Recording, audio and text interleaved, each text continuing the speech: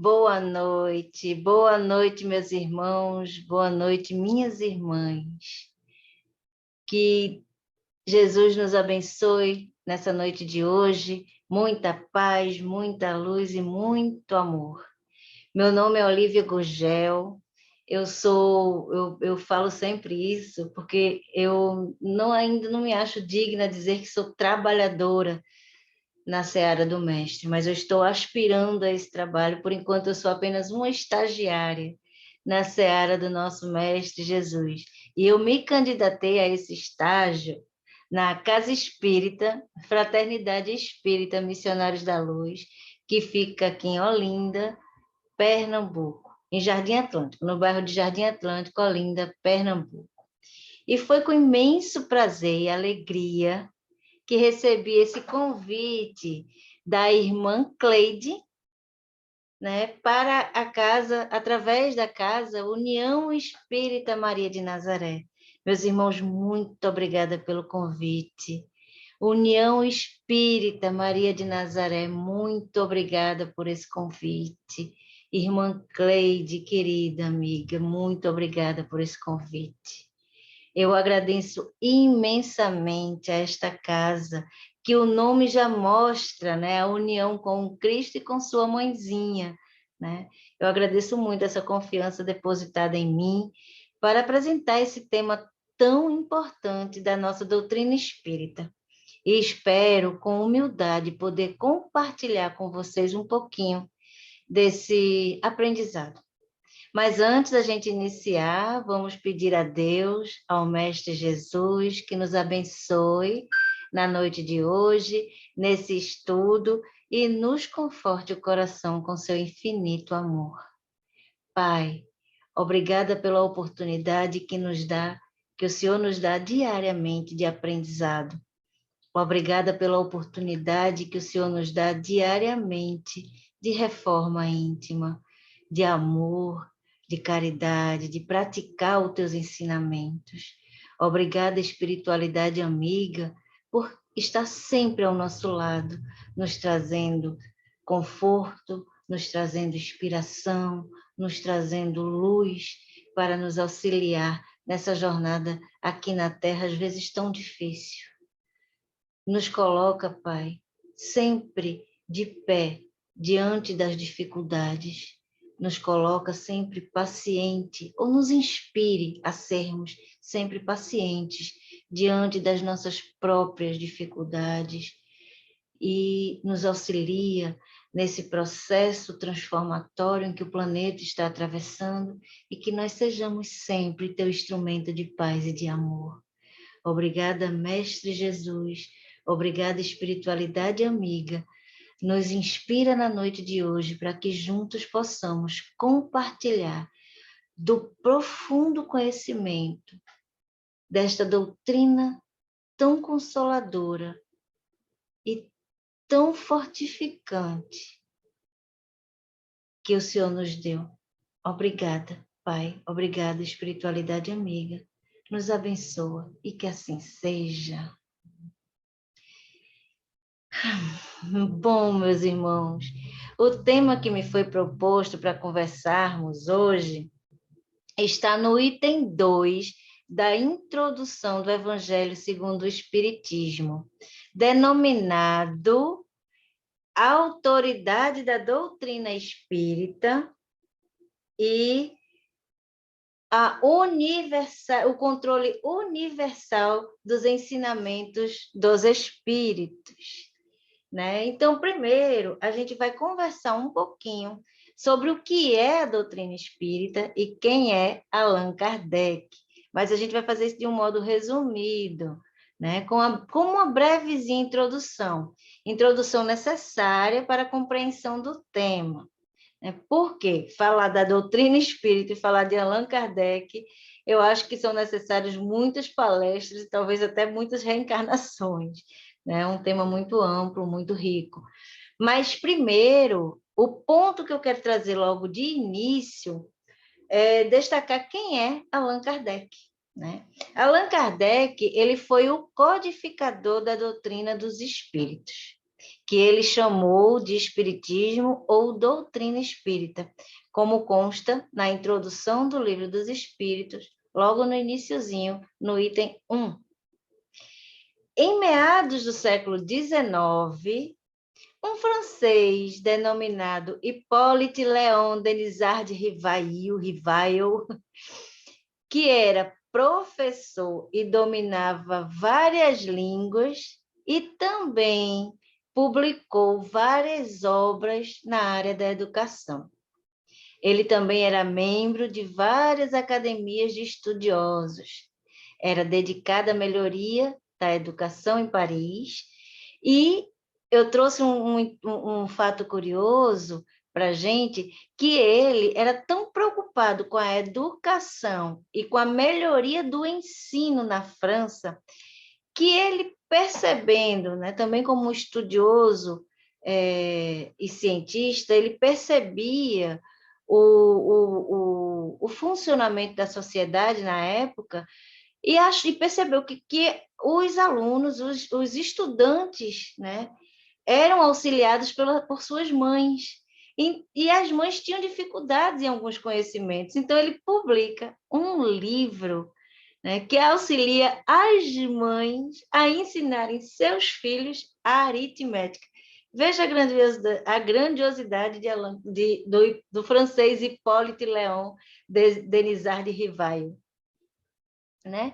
Então, ele era cientista, né? Então, portanto, muito racional, dotado de um rigor lógico de pensamento, e por conta desse rigor lógico, vai acontecer, ele vai tomar um posicionamento diante de um evento que ocorre em Paris. Né? Hippolyte Léon Denisard, né? Ele, naquele momento, em meados do século XIX, ele se depara com uns eventos que viraram febre na sociedade de Paris. Eventos até com apresentações públicas, reuniões em casas de pessoas da mais alta sociedade. Esses eventos são um fenômeno conhecido como mesas girantes ou mesas falantes, e passaram, inclusive, a ser diversão da sociedade na época. Essas mesas girantes ou falantes eram assim denominadas porque várias pessoas sentavam em volta de uma mesa, colocavam a mão em cima, e estas mesas respondiam às perguntas elaboradas por estas pessoas de modo muito simples e primitivo. Mas respondiam às perguntas, primeiro com sim ou não, e sempre através de pancadas, levantando e subindo. Né? Primeiro dando apenas uma pancada era sim, duas não. Até que introduziram o alfabeto, e as pancadas representavam as letras desse alfabeto. E aí eles foram elaborando respostas mais compridas, né? Só que eram ainda um processo simples, né? E esses fatos, eles ocorreram em grande escala na França do século XIX. E foi justamente esse evento que chamou a atenção de Allan Kardec, e que esse evento impulsionou a sua veia científica para descobrir o que havia ali. Né? E aí a gente pode entrar em vários detalhes aqui do que ele fez, mas, resumidamente, depois de muito estudo, muitas hipóteses e muitas confirmações, o Hippolyte Léon Denisard, que ainda não era Allan Kardec, mas eu vou começar a chamar ele de Allan Kardec porque já é natural, né, da gente falar Allan Kardec. Então, depois de tudo isso, Allan Kardec percebeu que eram eventos mediúnicos, onde os espíritos se comunicavam daquela maneira para chamar a atenção de sua existência e de sua comunicabilidade com o plano material. Então, a partir daí, percebendo que se tratava de algo muito sério, que transformaria a percepção humana acerca da vida, Kardec passou a pesquisar cientificamente aqueles fatos para compreendê-los e verificar a verdade espiritual. E ele, para isso, elaborou um método de comunicação com o plano espiritual. Esse método nos traz justamente a autoridade da doutrina espírita e a sua universalidade, pois Kardec queria comprovação científica e racional daqueles fatos, de modo que a verdade absoluta daqueles fenômenos não pudessem ser contraditadas ou mesmo esquecidas com o passar do tempo. Então, Allan Kardec vai em busca de vários médiuns sérios, confiáveis, de vários lugares diferentes. Por isso a universalidade, né? Então, foi vários lugares diferentes. Não estava circunscrito a um único médium, muito menos a uma única região ou a uma única classe desse médium, ou inteligência, não. Foram vários médiuns que receberam, né? Foram reunidos, eu não vou dizer, foram reunidos, a impressão que eu estava no mesmo lugar. Allan Kardec entrou em contato com esses diversos médiuns e ele elaborou um rol de perguntas e fez as mesmas perguntas a esses mesmos médiuns espalhados, né, em diversos locais. E quando ele reúne, nesses processos desses médiuns, ele, dentro de reuniões mediúnicas, que muitas delas, quase todas, ele comparece, ele está lá presencialmente, ele observa que as respostas recebidas por aqueles diversos médiuns eram dadas por diversos espíritos, mas eram as mesmas. Por exemplo, ele pergunta, a primeira pergunta, né, do Livro dos Espíritos, o que é Deus? A resposta dos espíritos foi dada com o mesmo conteúdo nos diversos médiuns, por diversos espíritos diferentes, em diversos locais de reuniões mediúnicas. Então, com esse aspecto, o que Allan Kardec comprova é que aquelas respostas eram verdades que vinham dos espíritos e não dos homens e mulheres encarnados, não daqueles médiuns. É fácil de entender esse método científico que Kardec se utilizou, porque os médiuns eram vários, não se conheciam, as perguntas eram as mesmas. Durante a sessão mediúnica, os espíritos também eram diversos, mas as respostas também eram as mesmas. Então, os instrumentos eram diversos e as respostas para aquelas mesmas perguntas se coincidiam, se complementavam, dando a gente a clara certeza de que as respostas eram verdades universais. Então, nada mais claro de que havia ali a comunicação com os espíritos e que as respostas desses espíritos de luz transformariam a nossa humanidade. Então, Kardec, ele afirma no livro, nesse capítulo 2 do Evangelho segundo o Espiritismo, no capítulo da introdução, no item 2 do Evangelho segundo o Espiritismo, Kardec afirma que a autoridade e a universalidade da doutrina espírita vem justamente desse fato, de que as informações da certeza da vida espiritual, da reencarnação, da caridade, né, como um único caminho, do reino de Deus, da pluralidade dos mundos habitados e tantas outras, que estas verdades, né, eram trazidas por diversas fontes espirituais e que nos dá a certeza do que está sendo conhecido. O próprio Allan Kardec fala assim, no item 2, nesse item 2, logo no iniciozinho, né? Acontece que ninguém na Terra poderia ter a pretensão de possuir sozinho a verdade absoluta, Se os espíritos que revelaram a doutrina espírita se manifestassem a um único homem, nada lhe garantiria a origem, pois seria preciso acreditar na palavra daquele que dissesse ter recebido deles o ensinamento, os ensinamentos. Aí mais adiante ele fala, Deus quis que a nova revelação chegasse aos homens por um meio mais rápido e mais autêntico. Por isso, encarregou os espíritos de levá-la de um polo a outro, manifestando-se em todos os lugares, sem dar a ninguém o exclusivo privilégio de ouvir suas palavras. Ou seja, deu a todos nós.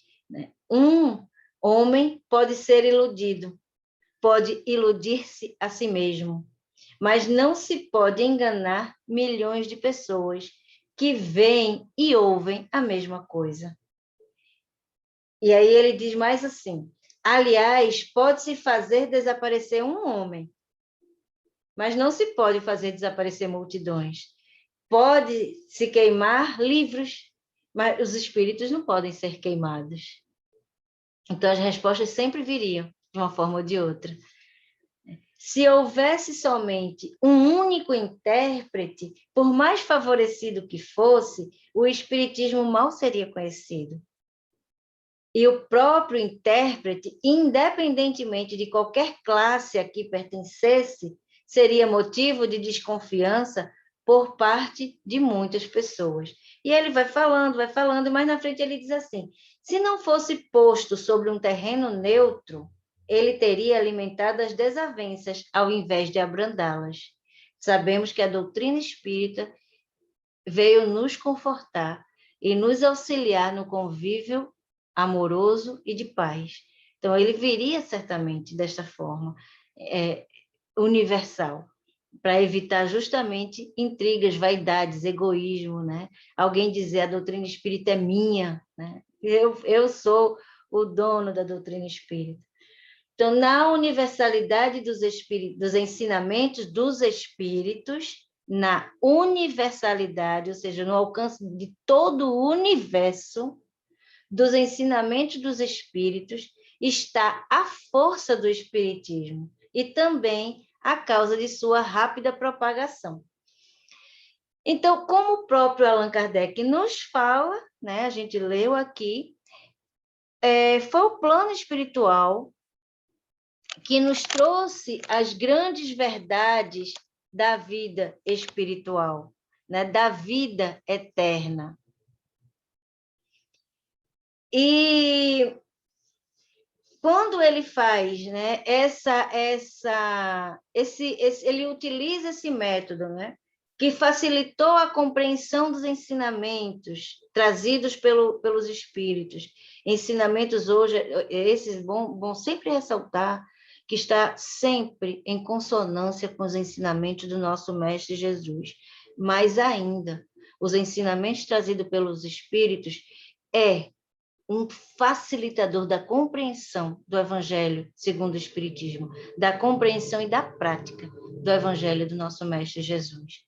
Então, é a partir destas perguntas e respostas dadas de um polo a outro, todas de caráter nobres, é que Kardec escreve o Livro dos Espíritos. Quem pegar o Livro dos Espíritos, quem está aqui pela primeira vez, o primeiro contato com a doutrina espírita, o Livro dos Espíritos é todo pergunta e resposta. Pergunta de Kardec, resposta dos diversos espíritos. E esse livro, o Livro dos Espíritos, é a pedra fundamental e o marco inicial da nossa maravilhosa doutrina espírita. E é aqui também, quando Kardec escreve esse livro, que ele muda o seu nome, né? Não será mais... Ele usa um codinome. Então, ele assume a doutrina espírita através do codinome de Allan Kardec, porque ele queria justamente despersonalizar a doutrina espírita do homem Hippolyte Léon Denisard Rivail. Ele queria aí ser apenas o instrumento, sua personalidade ali não era o predominante a ser observado, e sim a doutrina espírita. E, a partir daí, ele se torna o codificador da doutrina espírita, ou seja, ele passa a reunir os ensinos superiores e universais da espiritualidade e do espírito da verdade, e nos apresenta as obras que embasam a nossa doutrina, nossa querida doutrina espírita, nossa no sentido universal, não individual, da qual, dessa doutrina essa que a gente percebe claramente que ela é o consolador que o Mestre Jesus nos prometeu.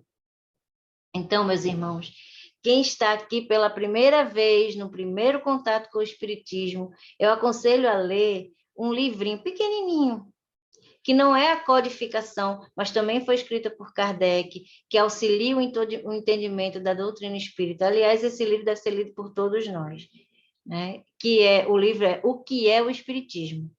E Kardec escreveu esse livro logo após o Livro dos Espíritos, para facilitar a compreensão, né, do que estava sendo trazido, essa verdade absoluta que nos estava sendo ofertada.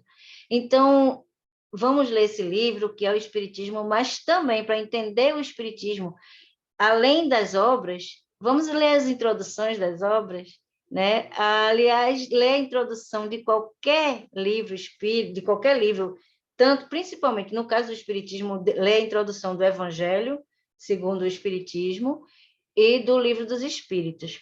Mas todo livro que a gente for ler, é importante ler a introdução, porque na introdução estão reunidos pormenores, noções preliminares importantes da leitura que vai ser efetuada, daquele livro que vai ser lido, né? Então, voltando para a autoridade da doutrina espírita, né?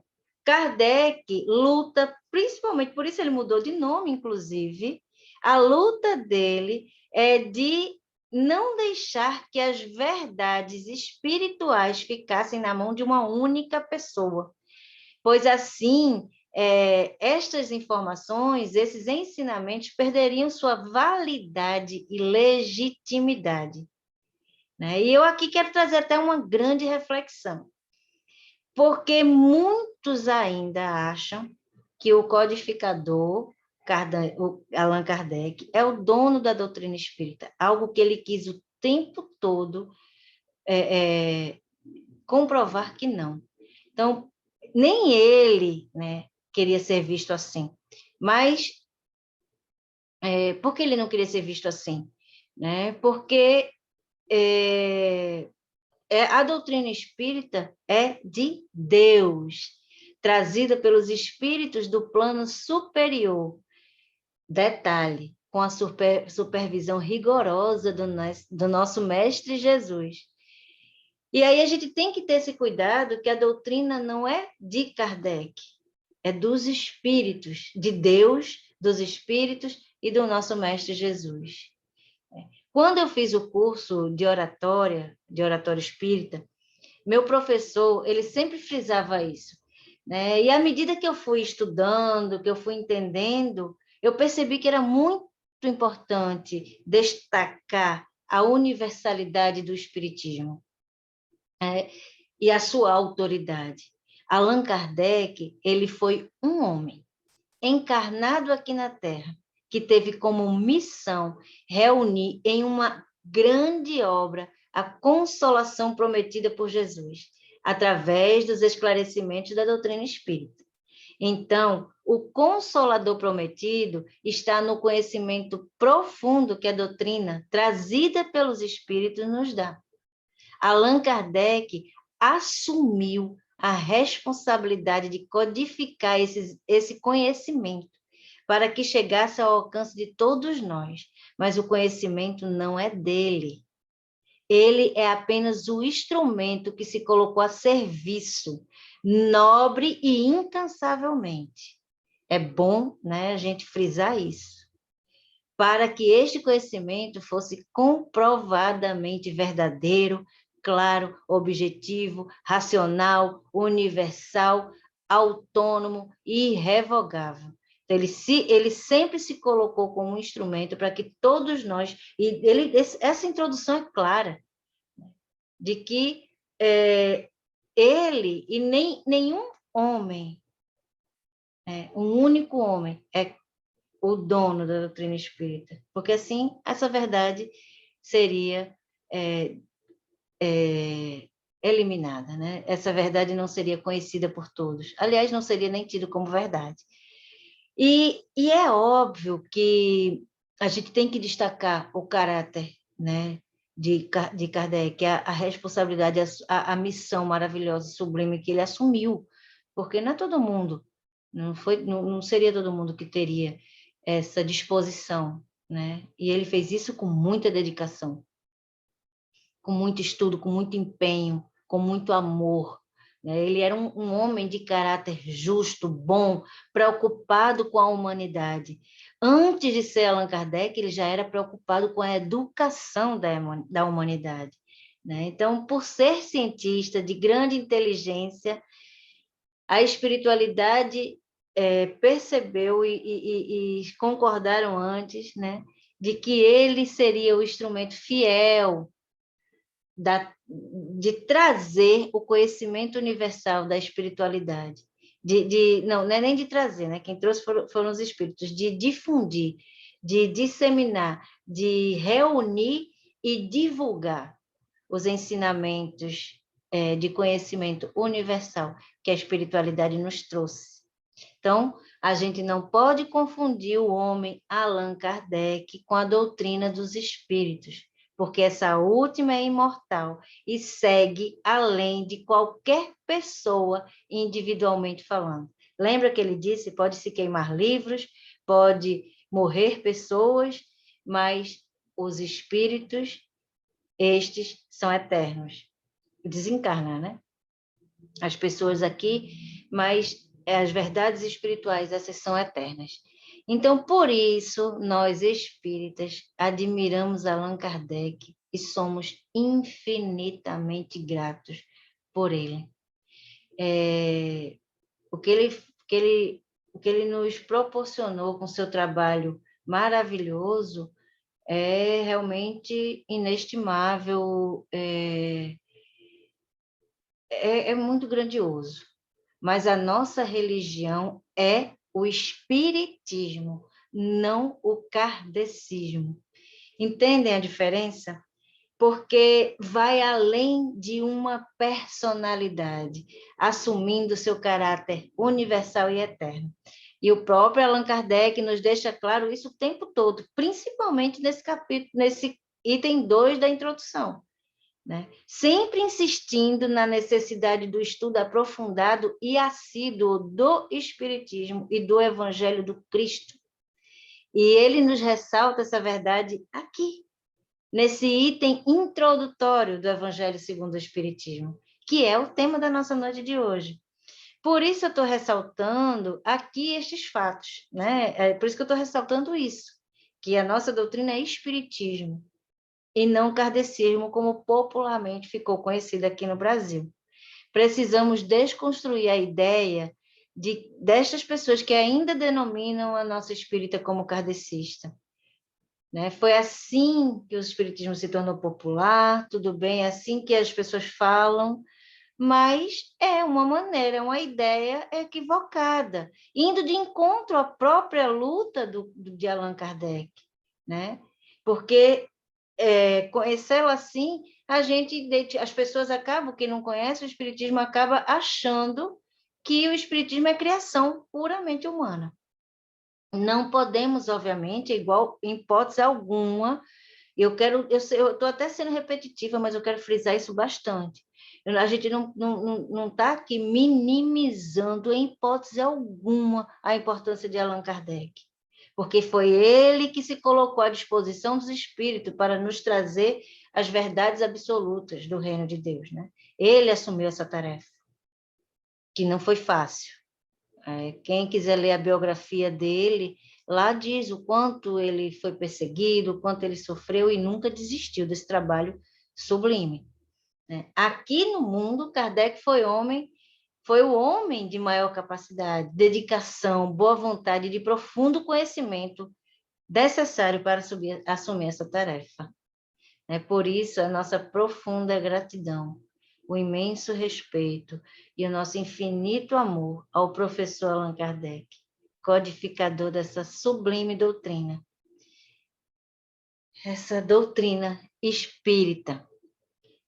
E eu queria trazer aqui por que essa doutrina ela é universal, ela é de autoridade moral.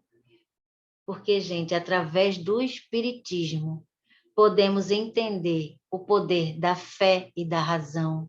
Podemos entender os ensinamentos do Cristo, nos facilitando a sua prática. Podemos conhecer as verdades da imortalidade da alma, da comunicação com os espíritos. Podemos conhecer a justiça amorosa de que Deus nos dá através da reencarnação, né? A justiça amorosa de Deus.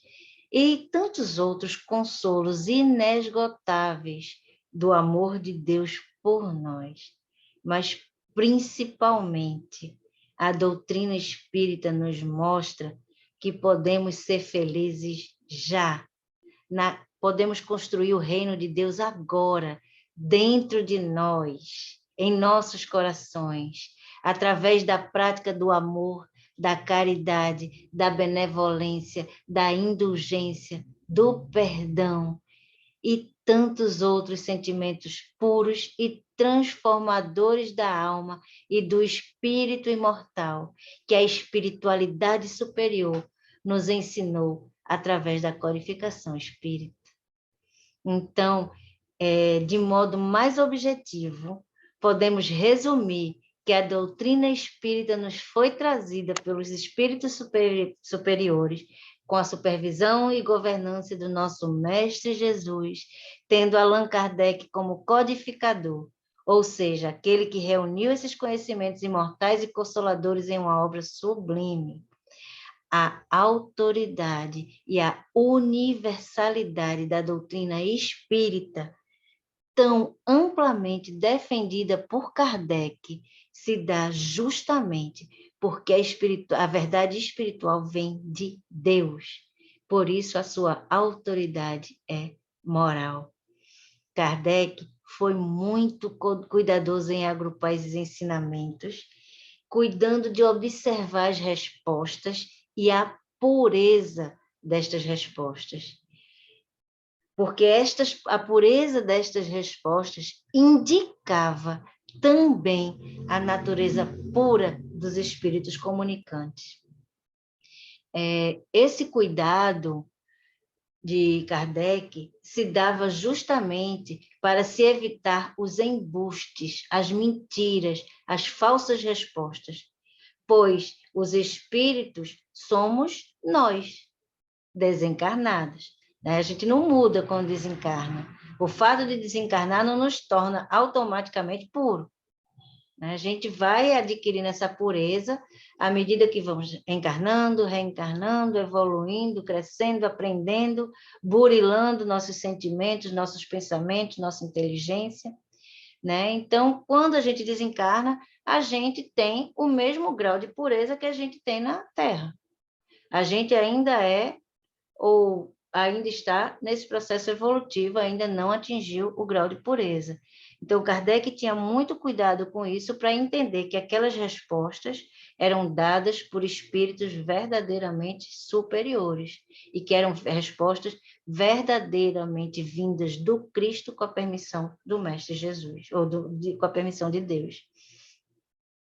Então, desta forma, inclusive, ele fala isso nesse capítulo, mais especificamente, quando ele diz assim, sabe-se que os espíritos, por causa da diferença de conhecimento que têm, estão longe de possuir individualmente toda a verdade, pois não é dado a todos penetrar em certos mistérios.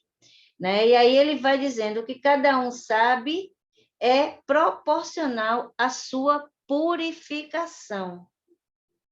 E aí, os espíritos de ordem mais elevada, que são completamente desmaterializados, os únicos despojados das ideias, despojados, ou seja, não tem mais, são realmente, não existe mais essas ideias inferiores em sua essência, né? Então, eles são despojados das ideias, das paixões terrenas.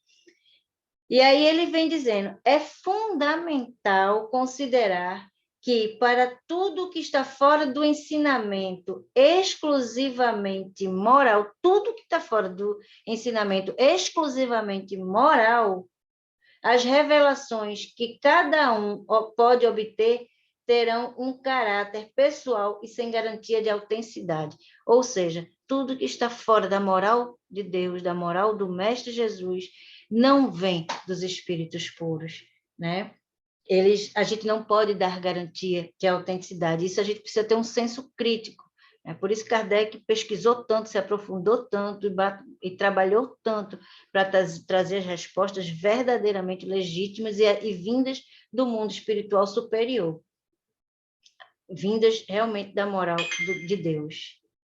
Então, ele diz que, mas ele vai mais ainda dizendo que devem ser consideradas como opiniões exclusivamente pessoais, deixa daquele espírito que seria imprudente aceitá-las e propagá-las levianamente como verdades absolutas, ou seja, o que estiver fora da moral e dos ensinamentos do nosso Mestre Jesus, fora da moral de Deus, né, do amor de Deus, todas essas respostas vêm de espíritos ainda ainda no processo evolutivo, e se a gente der vazão a essas respostas e publicá-las, a gente também está sendo leviano. Então, o que tem? Kardec, eu estou olhando aqui o relógio, ouvidos vários espíritos e diante da concordância das respostas vindas de diferentes espíritos através de diferentes médiuns, é que se verifica a veracidade e a pureza moral do conteúdo espírita.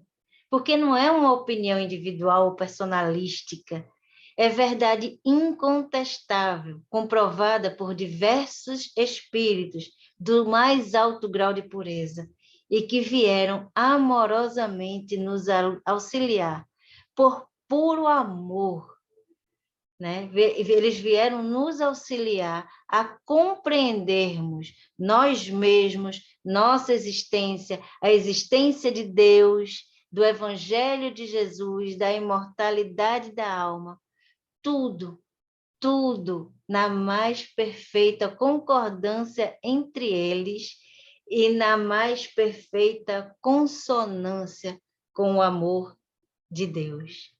Então, o método utilizado para a codificação da doutrina espírita por Allan Kardec não deixa margem de qualquer dúvida sobre a universalidade e a autoridade moral das verdades trazidas pelo plano superior, né? Então, basta a gente fazer um passeio nas obras espíritas, basta a gente fazer um passeio sobre os ensinamentos que os espíritos nos ensinaram, né? Dentro dos 3 aspectos da doutrina espírita, que é o religioso, o filosófico e o científico.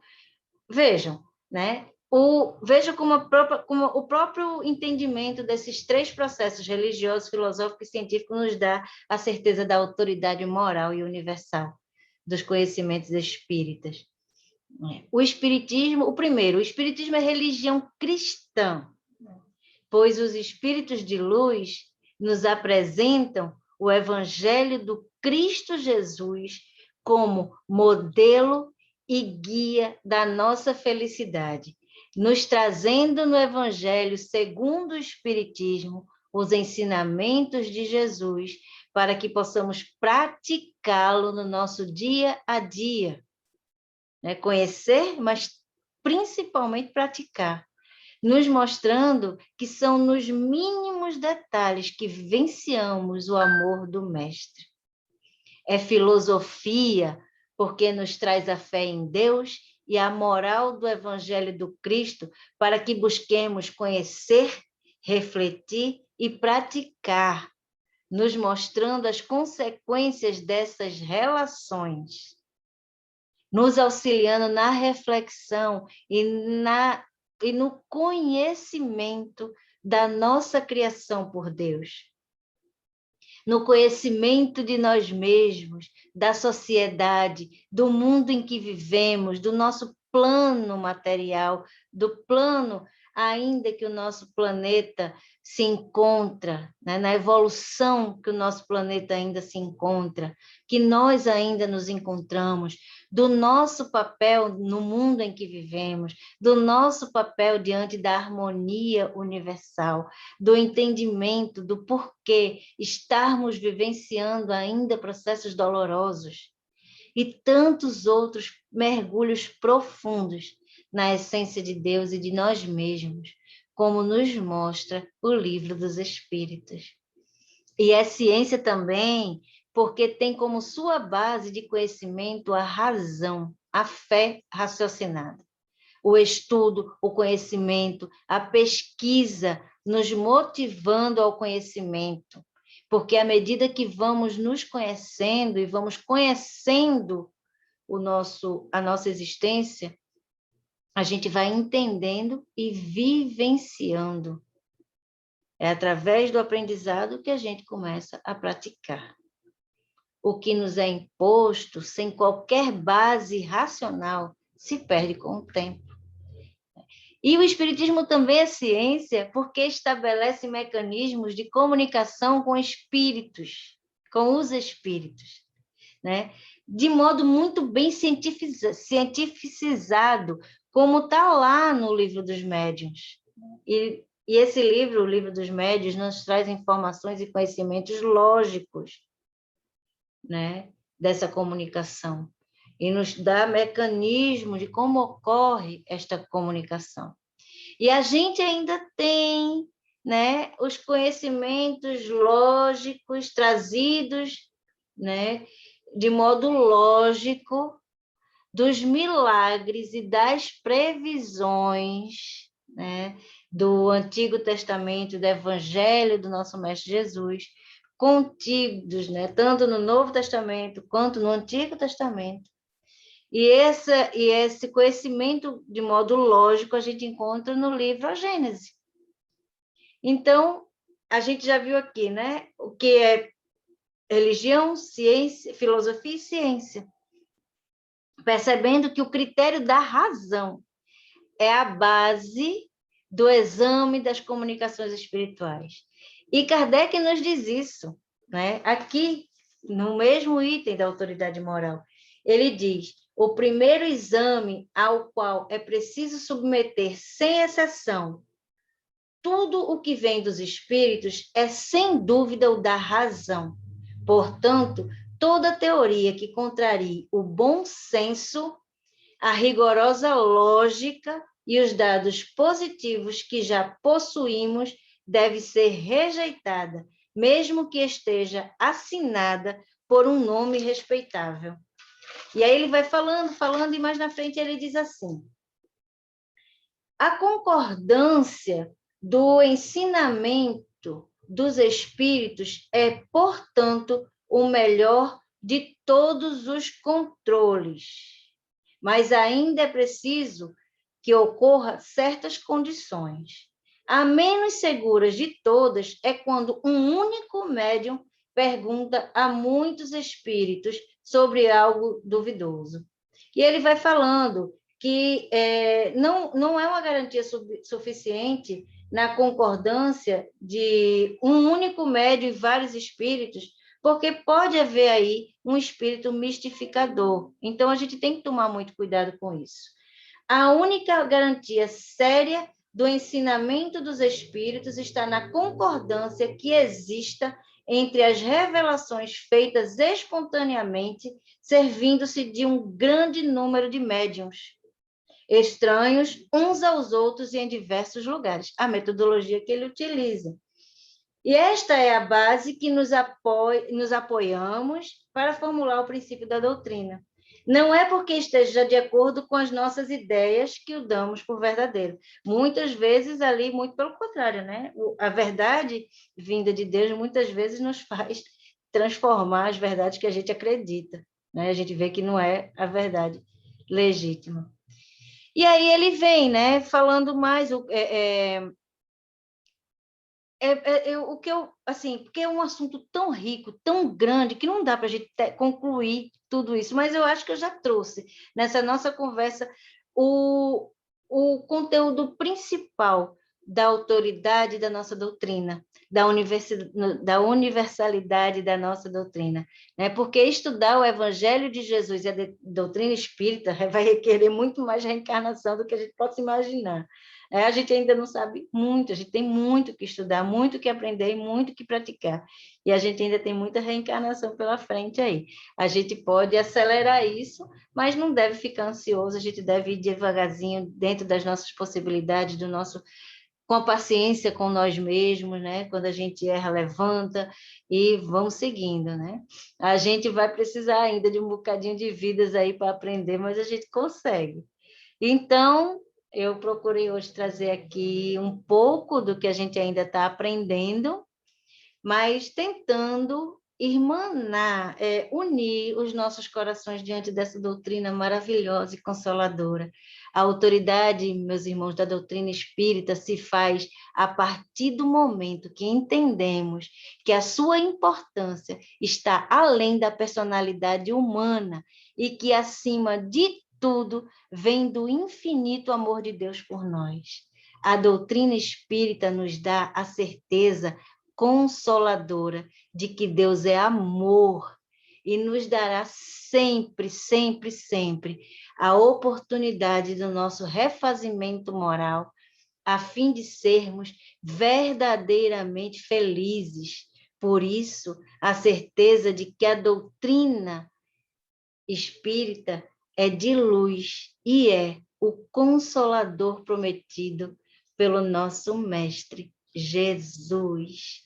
Muito boa noite, meus irmãos. Vamos pedir a Papai do Céu, a Deus, nosso Pai de amor, de bondade e de justiça, que nos auxilie nessa caminhada, nessa jornada, que a gente procure mais conhecimento, que a gente procure conhecer o Evangelho de Jesus em sua essência, trazendo o reino de Deus para os nossos corações hoje, aqui, agora. Deus abençoa o nosso plano, que atravessa um momento tão difícil. Abençoa cada coraçãozinho e cada família desses coraçõezinhos que estão aqui hoje juntos comigo, em teu nome, com a tua bênção e com a tua proteção. Abençoa-nos a todos nós, Pai. E muito, muito obrigada pela noite de hoje. Que assim seja. Boa noite, meus irmãos. Muita paz, muita luz e muito amor. Fiquemos com Deus.